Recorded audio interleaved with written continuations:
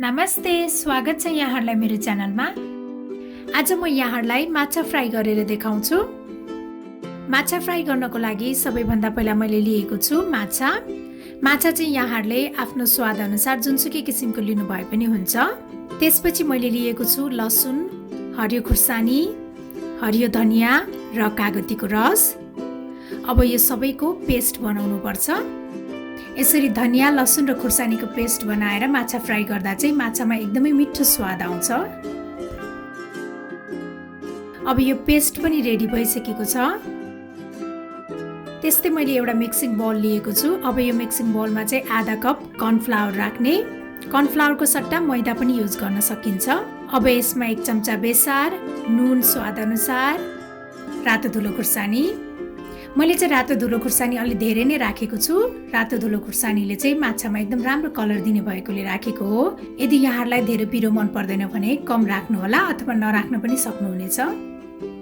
त्यस्तै जिरा धनिया पाउडर र गरम मसला पनि राख्ने। त्यस्तै अघि बनाएर राखेको लसुन, खुर्सानी, हरियो धनिया र कागतीको रसको पेस्ट पनि राख्ने।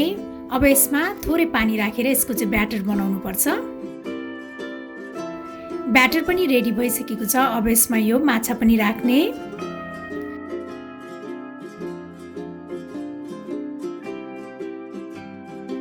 र अब यसलाई चाहिँ एकदम राम्रोसँग मिक्स गर्नुपर्छ।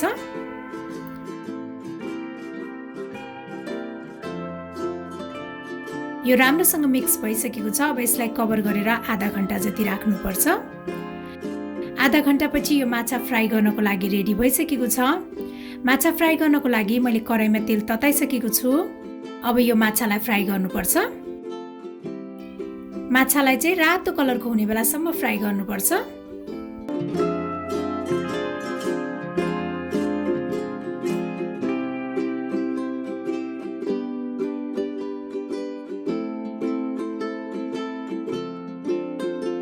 हाम्रो यो माछा राम्रोसँग फ्राइड भइसकेको छ। अब यसलाई चाहिँ एउटा प्लेटमा ट्रान्सफर गर्ने।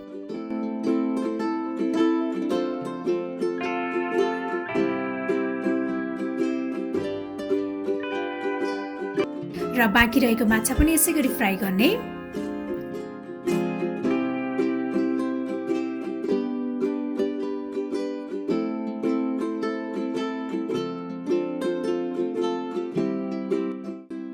अब यो सबै माछा चाहिँ फ्राइड भइसकेको छ। अब हाम्रो यो माछा चाहिँ सर्भ गर्नको लागि रेडी भइसकेको छ। मलाई आशा छ यहाँहरूलाई यो सजिलो माछा फ्राई गर्ने रेसिपी पक्कै पनि मन पर्यो होला।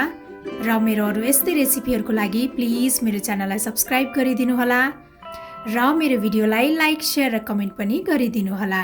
Thank you for watching. Bye by.